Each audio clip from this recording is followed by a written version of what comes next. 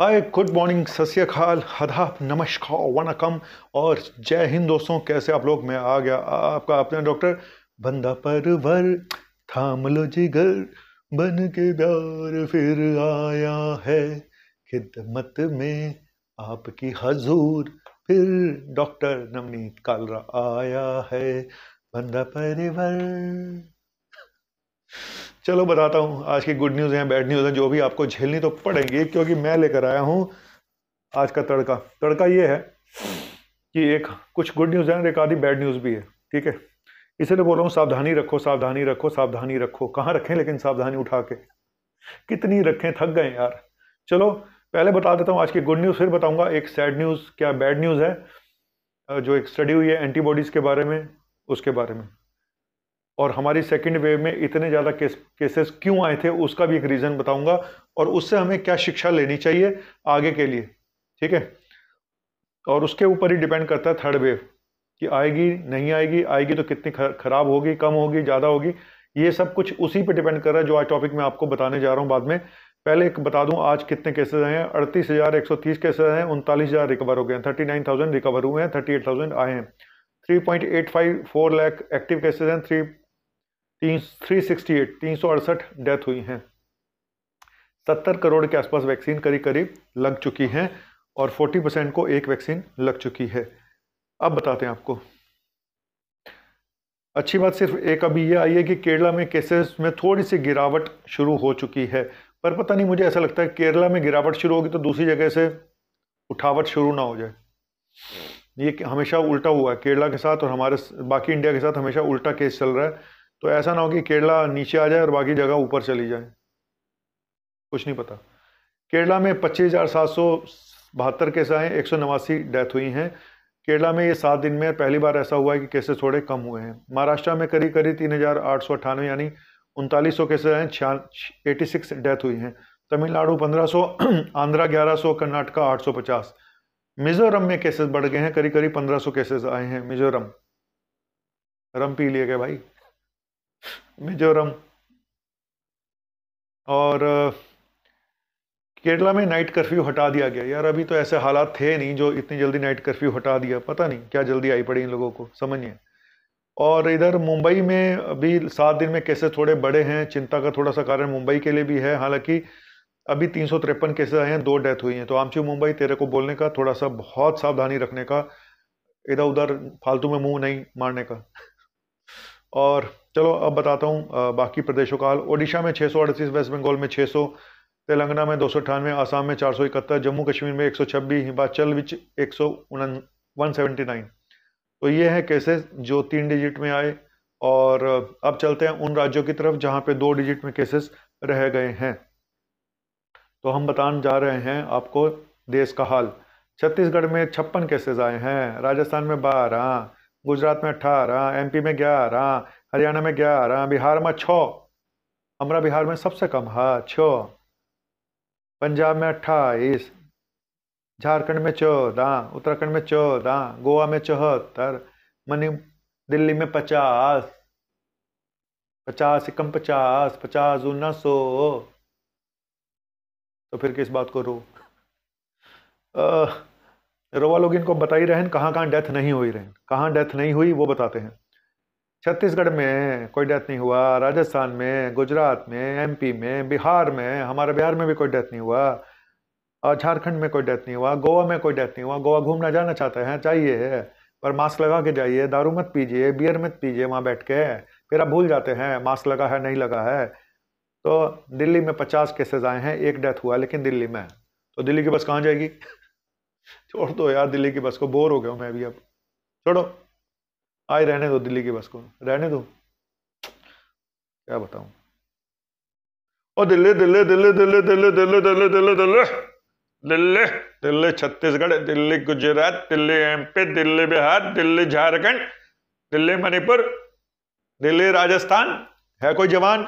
ओ कोई ना, ओ कोई ना, ओ कोई ना, ओ भले भले भले भले भले, आऊं आहूं आऊं आहूं आऊं आहूं आऊं आऊं आहूं आऊं आहूं आऊं आहूं आऊं। बिल्कुल आऊं। इंडिया ने बोला है कि उसको 9 महीने लगेंगे पूरी तरह से वैक्सीनेट करने के लिए। 9 महीने यहाँ पे भी 9 महीने हैं। जैसे डिलीवरी करने में 9 महीने लगते हैं, तो पूरी तरह से वैक्सीनेट करने में इंडिया को 9 महीने लगेंगे। वाह। नोएडा में नाइट कर्फ्यू 11 बजे से कर दिया है, 10 बजे की जगह रात 11 बजे से 6 बजे तक। अभी भी यूपी में नाइट कर्फ्यू चल रहा है, अच्छी बात है। क्या बात है, क्या बात है। ब्रिटेन में जहां इतना वैक्सीनेशन हो चुका है, मैक्सिमम वैक्सीनेशन के मामले में ब्रिटेन सबसे ऊपर है, वहां पे 209 डेथ हुई हैं, जो मार्च के बाद सबसे ज़्यादा हैं। तो ये पॉइंट ही है सबसे खतरनाक पॉइंट, कि इतना वैक्सीनेशन होने के बाद भी, इतनी लहरें आने के बाद भी ब्रिटेन में 209 डेथ हुई हैं। क्या बोलूं, इसी बात का डर है कि क्या हमारी हार्ड इम्यूनिटी जो बन चुकी है, क्या तब तक रहेगी, क्या एंटीबॉडी तब तक काम करेंगी आने वाले समय में 2-3 महीने बाद। बड़ा इशू है, क्या वैक्सीन की इम्यूनिटी काम करेगी। इसी पे टॉपिक बताने जा रहा हूं। अगला एंटीबॉडी से जो नई स्टडी सामने आई है, उसने थोड़ा सा डराया है, पर आप डरिएगा मत, सावधानी रखिएगा। बात डरने की नहीं है, बात है कि अपने आप को प्रिकॉशंस कैसे रखने हैं, ये जानना ज़्यादा जरूरी है। अब बताते हैं वैक्सीनेशन से रिलेटेड। वैक्सीनेशन से रिलेटेड आपको बताऊंगा, तो इंडिया में जैसे आपको पता होगा कि करीब करीब 70 करोड़ वैक्सीन लग चुकी हैं। तो टॉप 5 जिले कौन से हैं जहां पे वैक्सीनेशन सबसे ज़्यादा है? कोलकाता रे, कोलकाता रे। आज मैं आपकी कॉल नहीं काटूंगा, आज आप मुझे कॉल कर सकते हैं, कोलकाता वालियों, वालियों नहीं वालों, वालियों भी कर सकते हैं। तो कोलकाता वाले इसलिए खुश हैं कि एकला चालू रहे कि वहां पे सबसे ज़्यादा वैक्सीनेशन हुआ है, 76%, 76%।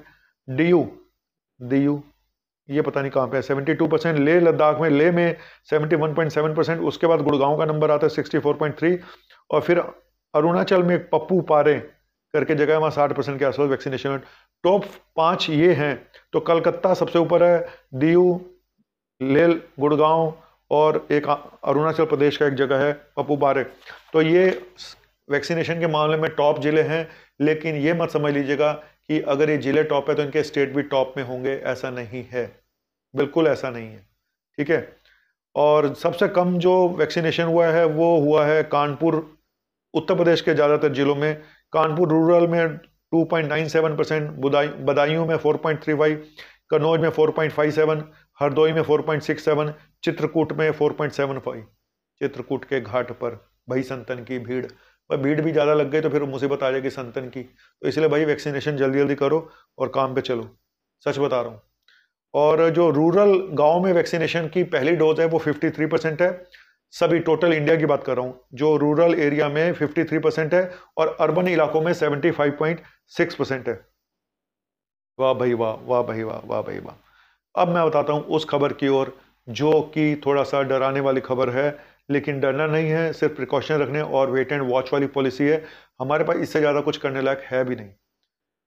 ये पाया गया कि ये स्टडी हुई है, तो वहाँ पे ये पता चला है अभी स्टडी कि डेल्टा वायरस के खिलाफ जो एंटीबॉडीज़ हैं वो बहुत अच्छे ढंग से काम नहीं करती हैं।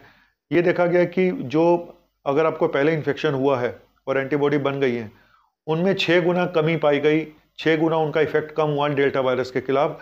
अगर आपको पहले इन्फेक्शन हुआ और नेचुरल इम्यूनिटी बन गई, नेचुरल एंटीबॉडी बन गई, लेकिन 6 गुना कमी पाई गई डेल्टा वायरस के खिलाफ। जबकि जो ओरिजिनल वायरस था पहला वाला, अल्फा वायरस, तो उनके खिलाफ इतनी फेल्योर नहीं था।